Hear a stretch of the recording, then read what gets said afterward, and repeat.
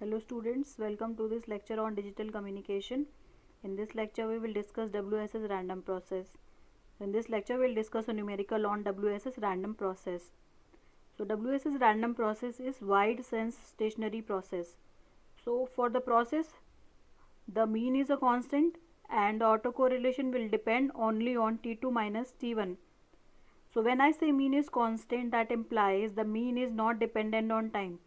So when we talk of random processes, we specify random variables at some instance of time. We are also specific about the values at which the random variable is being analyzed. So in this case, the mean will turn out to be constant. That is, it won't be depending on time.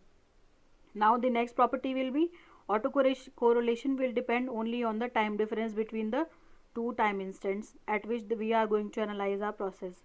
So when we are asked to analyze a random process, we'll have to calculate these two parameters and then only we can come out to an outcome that what category the random process is belonging to. So let us consider an example. So in this case, a random process is given xt is equal to a cos omega t plus theta. Now for this random process, theta is a random variable and a and omega are constant. So this xt is a random process having a and omega as constant and theta being the random variable. Now this random variable is distributed uniformly in the interval 0 to 2 pi. So I am given a random variable and that is uniformly distributed in the interval 0 to 2 pi, and depending on this random variable xt is a random process. Now first step, when I have to analyze any random process, the first step would be to calculate the mean of the random process, because mean and autocorrelation are the two properties that need to be analyzed to classify any random process. So first we will calculate the mean of this random process. Now mean is the expected value of the expression. So E of xt would be E a cos omega t plus theta, where theta is a random variable. Now we can calculate the expectation of this random process as integration 0 to 2 pi a cos omega t plus theta f theta d theta. Now f of theta is a probability density function of this random variable. So in the question it is given that this probability density function is a uniform distribution and it is distributed over the interval 0 to 2 pi. So from the given graph you can see that the PDF is uniformly distributed from 0 to 2 pi and the amplitude of this pulse will be 1 by 2 pi, because the area under the integral for this case should be 1. So we have calculated the amplitude to be 1 by 2 pi. Now when I substitute this value, I get the expectation to be 0. So I can see that the mean is coming out to be 0 and clearly it is independent of time.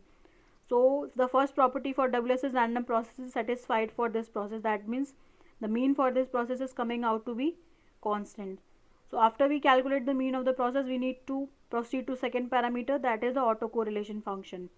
So for calculating autocorrelation function, I can calculate it using expectation of x of t1 and x of t2. So when I substitute the values E of a cos omega t1 plus theta, a cos omega t2 plus theta. So I am analyzing my random process at two time instant, that is t1 and t2. So for this process to be a random process, this autocorrelation function should turn out to be a function of t2 minus t1 only. It should not be dependent on t1 or t2. It should depend on the difference between the two time instants at which I am going to analyze my process. So when I proceed further, a square by 2 cos omega t1 plus cos omega t2 plus 2 theta, and the second term would be ea square by 2 cos omega t2 minus t1.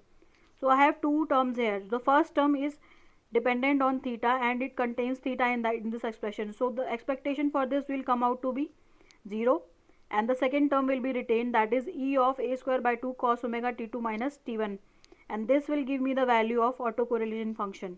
So autocorrelation function for this random process is coming out to be expectation of a square by 2 cos omega t2 minus t1. Now because this is not dependent on random variable theta, this expectation will come out to be a square by 2 cos omega t2 minus t1, and clearly it is depending on the time difference between t2 minus t1. It is not individually dependent on the two time instants. So the second property is also satisfied, that is the autocorrelation function is dependent on the difference between the two time instants and it is not depending on the time at t1 or t2. It is not dependent on t1 or t2. It is depending on the time difference between the two time instants at which we are analyzing a random process. So for a WSS random process, two properties needs to be satisfied. The first is the mean should be constant, and the second one is that the autocorrelation function should depend on the time difference.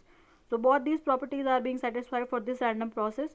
Hence we come to the conclusion that this random process is a wide stationary random process. So whenever we are specified a random process and we are asked to classify the random process, we need to calculate the mean and the autocorrelation function of the random process, and then only we can come to a conclusion if it is a WSS random process or not. So this is all for this lecture. Thank you.